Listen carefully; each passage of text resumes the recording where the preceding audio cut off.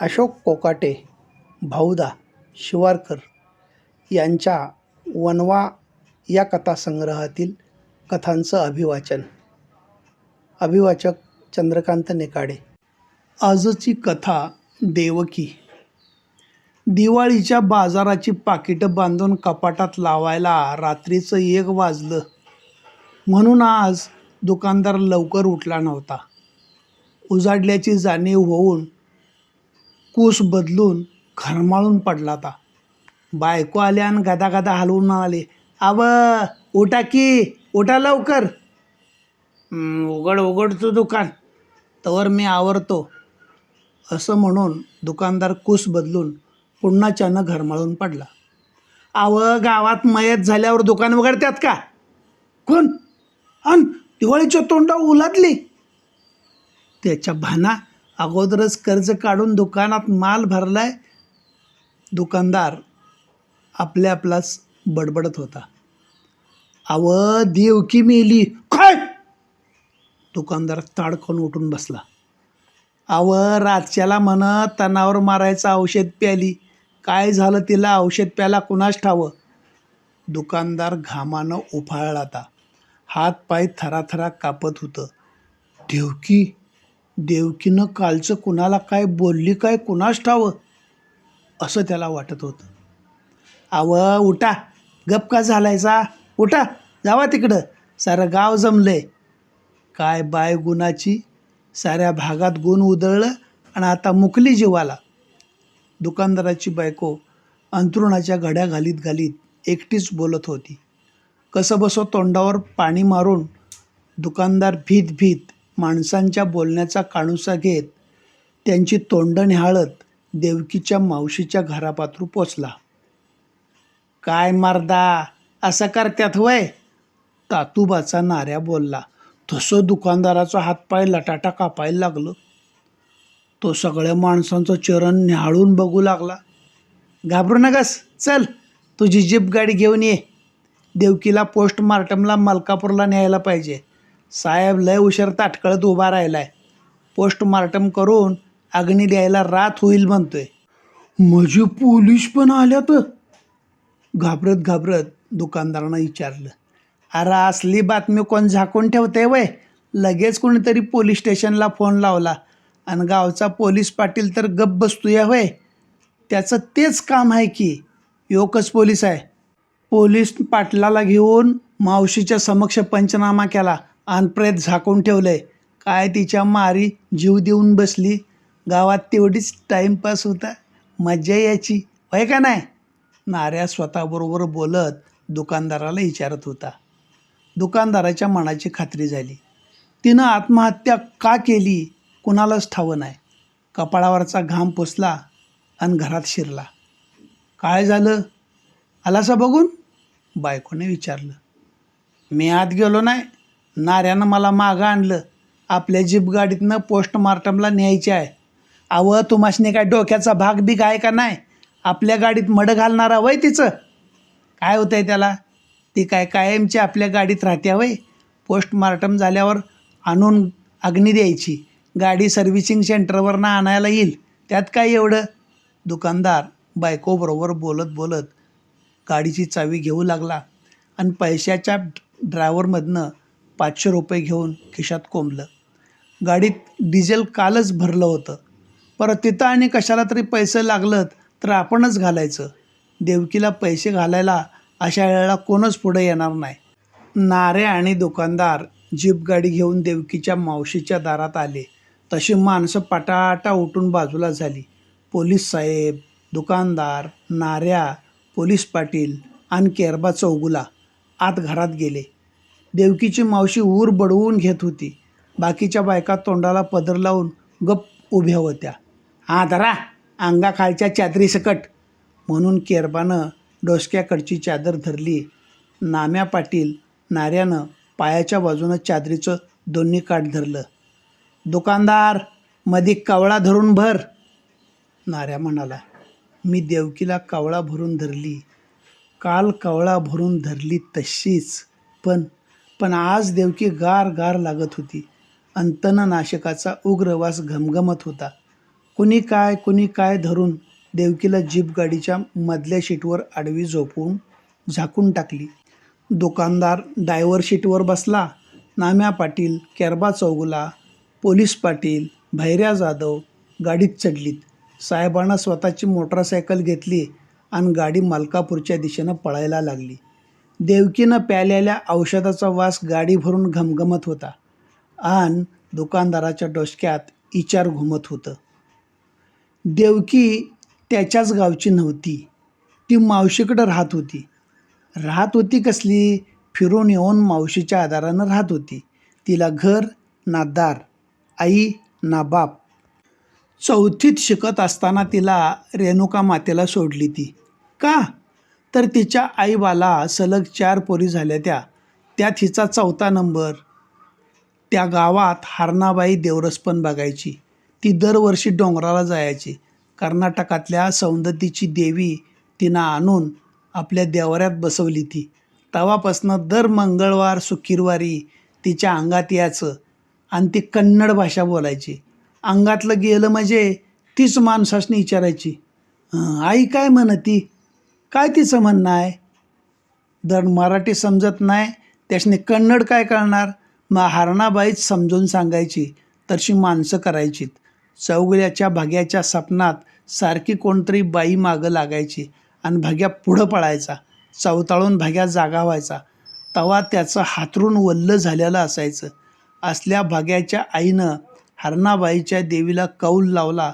तवा हरणाबाईनं कन्नडमधनं मराठीत करून सांगितलं होतं, भग्याच्या मागं धावसट लागली या, देवीला बोकड सोडायला पाहिजे. म्हणून बांबुड्याच्या बाजारातनं कवळं पालवं आणून देवीच्या नावानं भंडारा लावून देवळावर सोडलं होतं. शिवारात कोणाच्या पण शेतात शिरून ते पीक खायचं. परत्याला पिकातनं कोण बाहेर हाकलून लावीत नव्हता. कारण देवीचा बोकड आहे. डोंगराची देवी लय रागीट आहे. कोपली बिपली तर आपलं काय खरं नाही. म्हणून माणसं त्याला काय खायचं ते खाऊ द्यायची. भग्याचं लगीन झालं आणि सपनात लावसट याची बंद झाली. तो परपंचाला लागला. भग्याची आय दर मंगळवार शुक्रवारी देवीला कापूर, ऊद, अंगारा आणि चोळखणाची वटी भरायची. कुणाची मसदार देत नाही, कोणाचं पोरसारखं रडतंय, कोणाचं ढोर चुकलंय, तर हरणाबाई भाताचं दाणं पाटावर चिमटीनं टाकून 2-2 दाण्यांच्या जोड्या लावायची.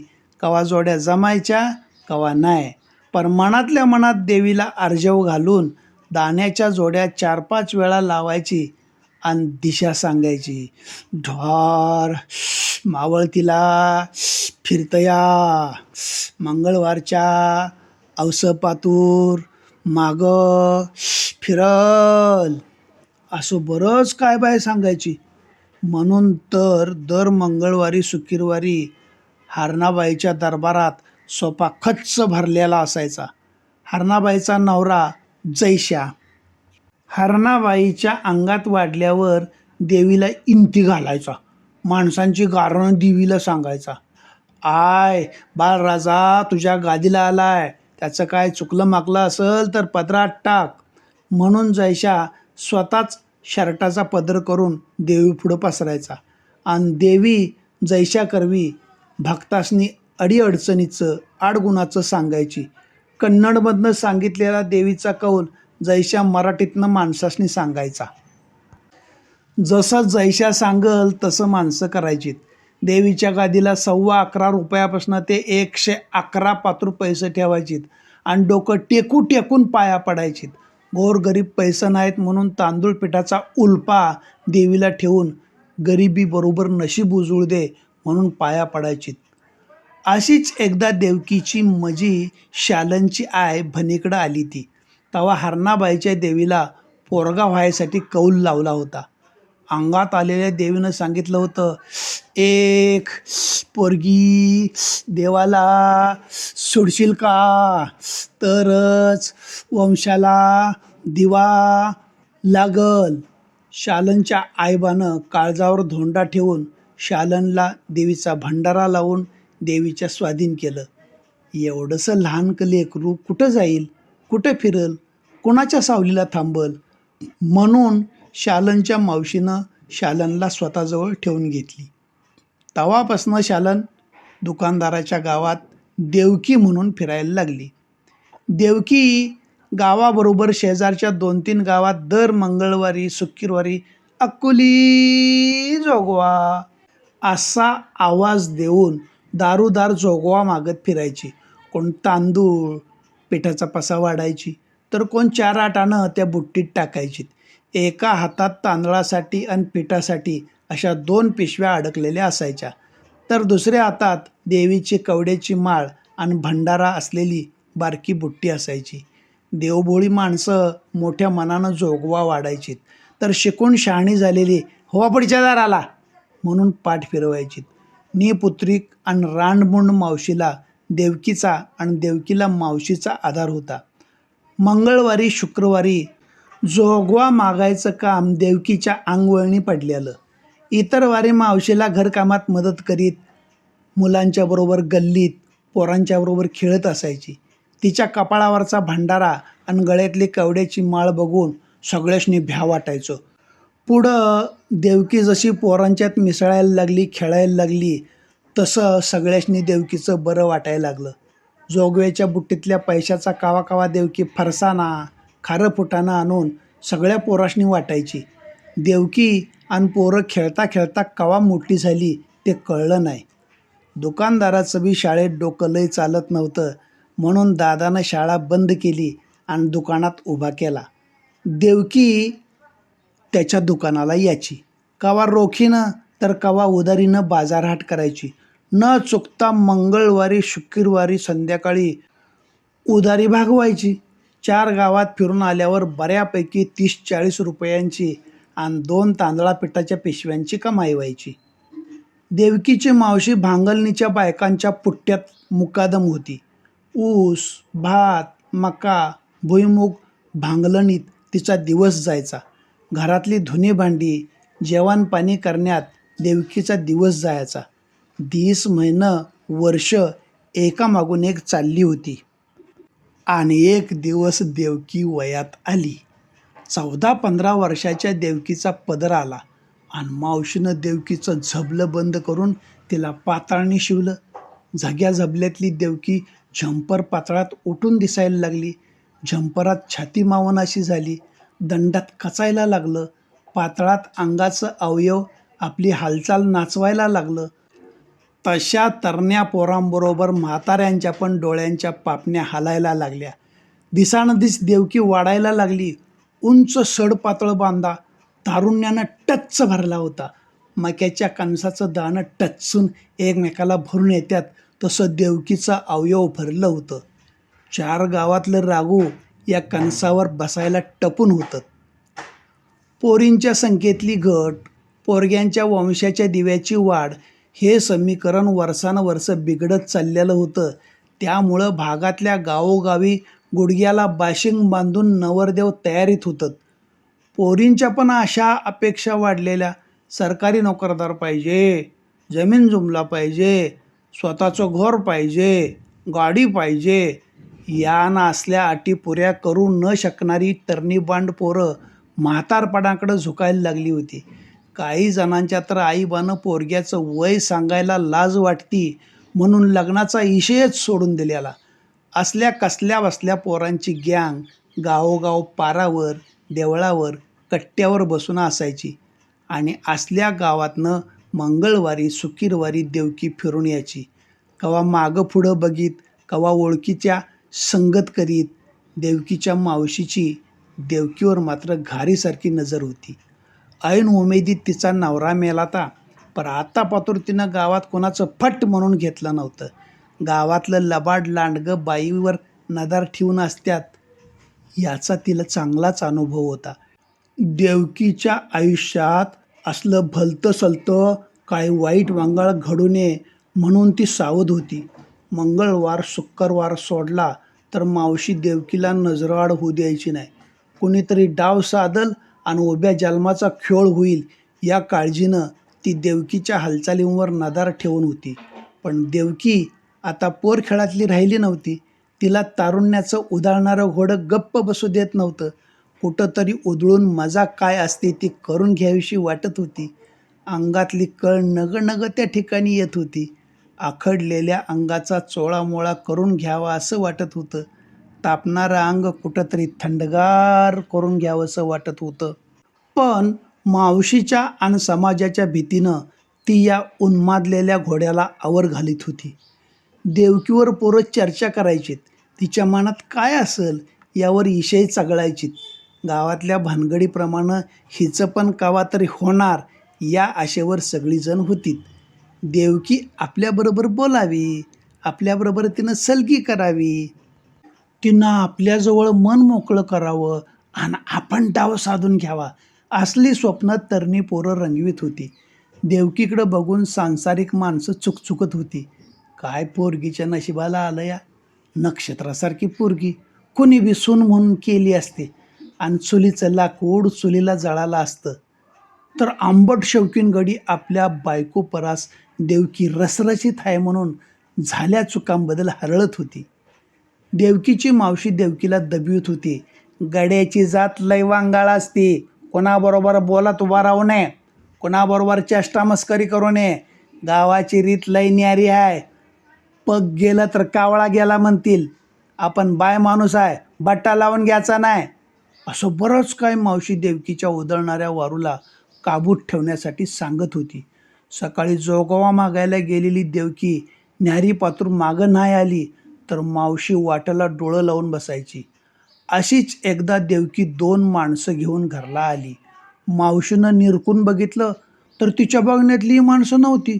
जवळ आल्यावर डोळं फाडून मावशी त्यांच्याकडे बघायला लागली. कारण बाई माणूस म्हणावं तर दाढी मिशा भादरलेल्या दिसत्या त्या आणि गडी म्हणावं तर पातळं नेसले ती. मावशी एकदा त्यांच्या चेहऱ्याकडं आणि एकदा देवकीच्या चेहऱ्याकडं बघायला लागली.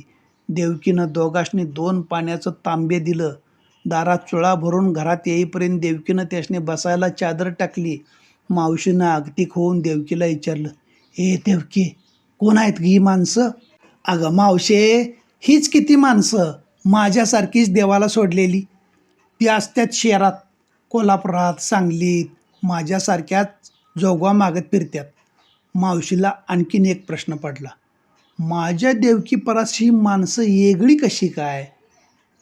हे बाबा असतील तर माझ्या देवकीला फसवतील. एवढ्यात त्यातला एक जण माणूस म्हणाला, मावशी, देवकीला आम्ही आता आमच्या संघटनेत घेतलंय. आम्ही गावोगाव देवीचा जागर घालतो या. एक दिवस तुमच्या इथं पण जागर घालायचा आहे. मावशीला त्यांच्याबरोबर काय बोलावं तेच कळना झालं. तो पातूर देवकीनं चहाला आदान ठेवलं. चहा पाणी होईपतूर गल्लीतली बारकी पोरं या 2 माणसांनी बघायला घोळका करून जमलीत. त्याशनी या माणसांच्या हालचालीचं नवल वाटत होतं. जुन्या जाणत्या माणसांनी हे सारं ठावं होतं. परत देवकी आता असल्या माणसातनी शिरली या, आता काय खरं नाही असं काय बाय बोलू लागली. त्या दिवसापासून देवकी लांब लांबच्या गावाला जागराला जायची. 4-4 दिवस तिकडंच मुक्काम करायची. बाजार न्यायला दुकानाला आली की दुकानदार काळजीपूर्वक विचारपूस करायचा, काय देवकी, 4 दिवस कुठं पत्ता होता? देवीच्या जागराला गेलतो, ती बिनधास्त सांगून टाकायची. हे सगळं नियोजन कोण करतं ग? अरे तुला काय सांगायचं, देवीचं भगत लय आहे ती. मी काही एकटीच आहे वय? माझ्यासारख्या असल्या देवाला सोडलेल्या लय जणी आहे ती. गडी बी आहेत आणि देवाची दुसरी बी माणसं आहेत. लय मोठा संजोग आहे. तुला सांगायचं म्हणजे आपल्या इकडल्या परास पडेलच्या खोऱ्यात देवीचं भागात लई आहेत. वरीसभर तारका एंगेज असत्या त्या. कसलं कार्यक्रम असतात ग? दुकानदारानं अधिक माहिती काढण्यासाठी विचारलं. देवाची गाणी असतात, गाराणी असतात, रातभर जागूर असतोय, खाण्यापिण्याची, जायाची, राहायची सगळी व्यवस्था असती, वरुणान पैसे पण मिळतात. देवकी जागरणाच्या कार्यक्रमात अडकून पडल्यापासनं मंगळवारी शुक्रवारी जोगवा मागायला कवा तरी फिरायची. आज या गावाला जातो या, उद्या त्या गावात जागर आहे, नुसतं गावांच्या नावाची यादी सांगायची. दुकानाला सुट्ट पैसा घेऊन येणारी देवकी पैशाची बंडलं घेऊन यायला लागली.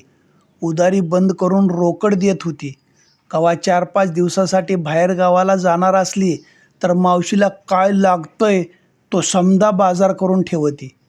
देवकीच्या हालचाली बघून तिच्यावर फिदा असणारी तिला आपल्या गाडीवरनं घेऊन जाऊ लागली. देवकी पण बिनधास्त कोणाच्या पण गाडीवर बसून जायची. काम नसताना सुधीक देवकी जाण्याच्या गावाकडच्या वाटच्या गावाचं नाव सांगून तिला गाडीवर घेऊन पोहोच करण्यात काहीजण पटाईत होतं. देवकीची संगत मिळण्यासाठी प्रत्येकजण संधीची वाट बघत असायचा.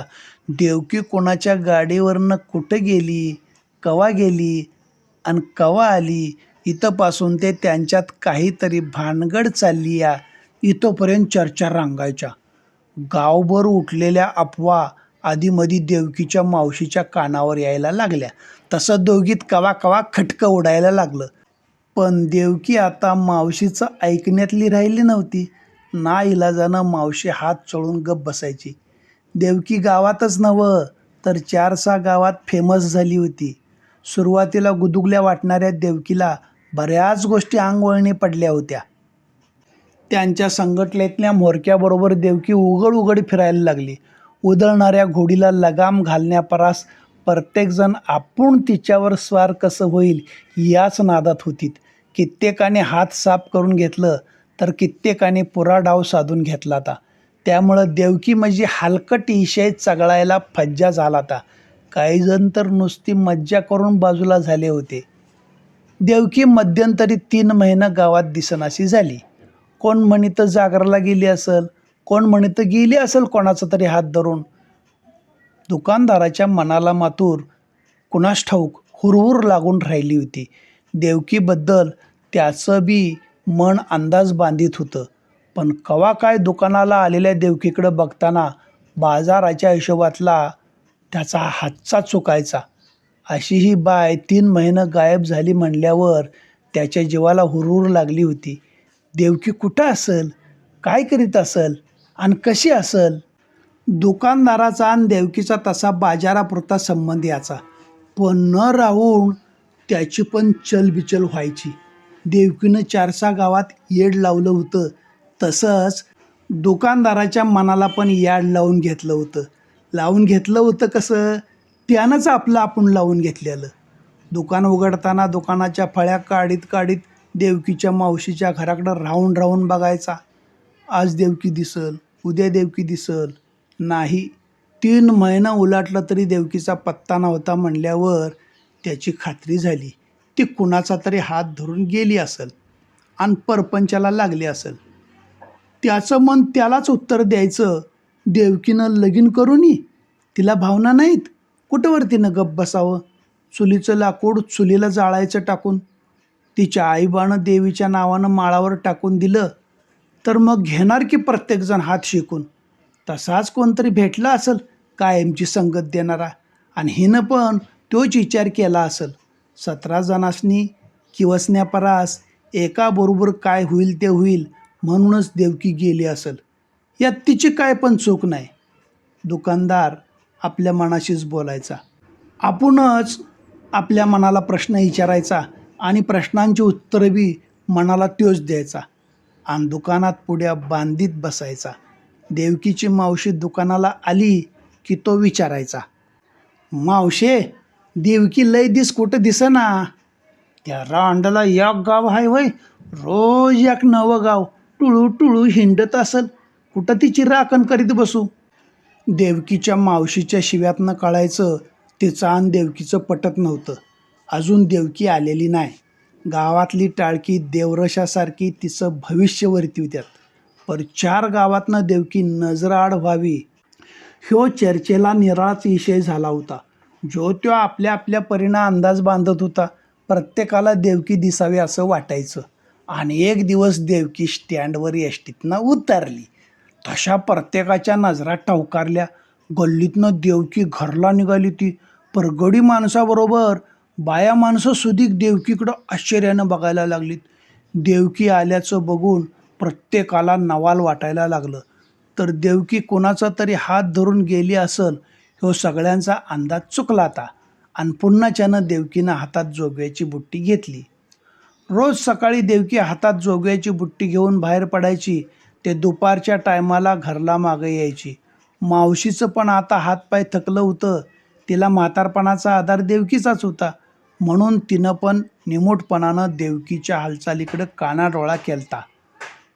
दुकानदाराचं मन मातूर मधमाशीसारखं त्या पोळ्याभोवती घोंगावत फिरावं तसं देवकीच्या भोवती फिरत होतं. एखाद्या दिवशी जरी ती दुकानाला नाही आली तर दुकानदार जाणीवपूर्वक पुन्हा तिला विचारायचा, अगं काल कुठं दिसली नाहीस. त्यावर एक ना हजार कारणं सांगून माल घेऊन घर गाठायची. एक दिवशी दुकानाला आली असताना दुकानदाराच्या बायकोला म्हणाली, तायसाब काय करतायसा. काय करू बाय, हायच की आपलं रोजचं परपंचाचं राटगाडगं. दुकानदाराची बायको हातातल्या कामात मग्न होती. देवकी सरळ घरात आली आणि बायकोला सांगू लागली, ताईसाब बाईचा जन्मच वाईट बघा. आता तो काय आपल्यालाच हाय वय, साऱ्या बायकांचा तसाच आपला बी. ताईसाब तुमचं आपलं बरं आहे एका जाग्यावर, नाहीतर आमचं हाय आपलं रोज उठून नवं गाव. ते नवं देवके मधी लय दिस कुठं गप झाली तीस. गप होयाचं नाही तर आमच्यासारख्यानं काय करायचं. उठसूट नवा गडी भाडे नुसतं गिदडावानी लचकं तोडत्यात. कोणी बी उठावं आणि आमच्यासारख्यावर भूक भागवावी. नग नग झालाय जलम. अगं बरं इतकं दिस गेलतीस कुठं. दुकानदाराच्या बायकोनं खोदून विचारलं. गेलतो कुठलं ताईसाब, एका भाड्यानं नेलती मला. चल म्हणला पाहुण्याच्या गावातनं जाऊन येऊया. तिथं गेलो तर कुठला पाहुणा आणि कुठलं काय. मडं बशिवलं त्याचं, लोटकं फोडलं त्याचं. 2 महिने एका घरात मला घेऊन राहिला. उद्या जाऊया, पुढच्या आठवड्यात जाऊया अशी टोलवाटोलवी करीत केला माझ्या अंगाचा भुगा. आणि पुन्हा त्यानं दुसऱ्याशनी पण आणायला लागला. नाही म्हणलीस तर कुठल्या कुठं मारून टाकीन, हाडंसुद्धी घावणार नाहीत म्हणायला लागला. मग मला कळलं तो गिरायकाकडनं पैसे घेता आणि माझ्याकडं पाठविता. आलो पळून त्याचा डोळा चुकवून. देवकी दुकानदाराच्या बायकोला सांगती आणि दुकानदार दुकानात कपाटाला कान लावून ऐकता. त्याला तिचा सगळा कार्यक्रम कळला. चहा घेतला आणि दुकानात आली. दुकानदार कपाटाच्या आडोशाला बसून पाकिटं तयार करीत होता. त्याला बघून दचाकली. दुकानाचा माल घेऊन निघाली. पाठमोऱ्या देवकीकडं बघून त्याच्या पण मनाचा तोल सुटला आणि तिला डोळ्यानं दिसपातूर बघून घेतली. 4 दिवसानं दुपारच्या टायमाला देवकी दुकानात आली. तशी गावातली सगळी दुकानं 12 ते 3 बंद असतात, पण याचं दुकान घरातच असल्यामुळं चालू बंद करायचा प्रश्नच नव्हता. देवकी माल काय पाहिजे तो यादीत बघून सांगत होती आणि दुकानदार माल देत चोर नजरेनं तिला न्याहाळत होता. मनातलं वासनेचं पाखरू देवकीच्या भोवती घिरट्या घालायला लागलं तर एका एका अवयवावरनं फिरून यायला लागलं. केसाचा स्टाईलनं बांधलेला बुचडा, निम्म्या कानावरची भांगपट्टी, डोळ्यातलं काळं कोरीव कुर्मं, पान खाऊन लाल झालेलं वट, पोटाच्या घड्या आणि काय बाय आज दुपारीच आली आस. दुकानदारानं लगट करून विचारलं. दुपार काय आणि सकाळ काय, लागते ती सामगिरी न्यायला नका का. बोलताना तिच्या मानाची लागट हालचाल दुकानदारानं ओळखली. चहा पाणी काय घेणार का, दुकानदारानं असुसलेल्या मनानं विचारलं. ताईसाब कुठे गेल्या त्या. तिच्या बहिणीची सासू सिरियस आहे म्हणून तिला बघायला गेली. चहा घे म्हणतासा, मग कोण करणार चहा. अगं तूच करणार की, मला पण तलब झाली आणि तू पण घेशील. देवकीनं घेतलेला बाजार काउंटरवर एका बाजूला सरकून ठेवला आणि दुकानदाराच्या घरात आली. साखरेचा डबा कुठं आहे, च्या पावडरचा डबा कुठं आहे विचारायला लागली. डब्याची टोपणं काढून बघायला लागली. पाठमोऱ्या देवकीकडं बघून डोक्यात एक सर्रदिशी कळ शिरली आणि साऱ्या अंगात इजसारखी शिरली. दुकानदारानं तिला घट्ट कवळा भरून मिठी मारली. मासळी हातातनं वळवळून सटकून जावावी तशी ती वळवळायला लागली. पण दुकानदाराच्या ताकदीपुढं तिचा निभाव लागला नाही आणि दुकानदार डाव साधून घेतला. दाराच्या कोपऱ्यात उभा राहून हुंदकधीत रडायला लागली. भिंतीवर डोकं आपटून घ्यायला लागली. दुकानदारानं डोकं धरायला हात पुढं केला तर त्याच्या हाताला आडवा सपाटा देऊन काउंटरवरचा माल पिशवीत भरायला लागली. पिशवीत बाजार भरता भरता स्वतःला शिव्या देऊ लागली. मलाच रांडलं लाज नाही, काय म्हणून दुपारच्या वेळेला आलो असेल. जगात लई लांडगं आहेत, माप जणांनी लटकं तोडलं, भाड्याने हाऊस फिडून घेतली. पर दुकानदार, तुम्ही पण असा असशील असं मला वाटलं नव्हतं. तुमची तर काय चूक नाही, माझंच नशीब फुटकं. त्या देवाचं दार लागलं त्याचं. माझ्या आईबाच्या पोटाला एखादा पोरगा घातला असता तर माझ्यावर ही ईळ आली असती का? माझाच शो भोग आहे, काय कुणाला म्हणायचं. त्या परास आपणच तोंड काळं करावं. आणि देवकी घराच्या वाटेला लागली. दुकानदार दुकानात अपराध्यासारखा उभा राहिला. देवकीचं मडं घेऊन गाडी मलकापूरच्या सरकारी दवाखान्यात शिरली. कुणी हात कुणी पाय धरून मडं पोस्टमार्टमच्या खोलीत नेलं. अंगात प्लॅस्टिकचा कोट घातलेल्या माणसाने कागद फाडावा तसं गळ्यापासनं ते बेंबीपातूर मडं फाडलं. डॉक्टर साहेबानं बोटानं दावलेलं 2-3 अवयव प्लॅस्टिकच्या पाकिटात पॅक करून नेलं आणि बारदानाचं पोतं शिवावं तसं मडं शिवून पांढऱ्या कापडात गुंडाळताना देवकीच्या कमरेला पातळाच्या तिड्यात चिठ्ठी घावली. आता जर त्या चिठ्ठीत देवकीनं दुकानदाराचं नाव लिहिलं असल, एवढ्या विचारानं दुकानदार थरथर थरथर कापायला लागला. त्याचं नशीब चांगलंच म्हणायचं. त्या चिठ्ठीत लिहिलं होतं, माझ्या मरणाला कोणाला जबाबदार धरू नका, मीच माझ्या जन्माला कट्टाळून औषध घेतलं या. आत्महत्या केल्याची चिठ्ठी पोलीस साहेबानं घेतली.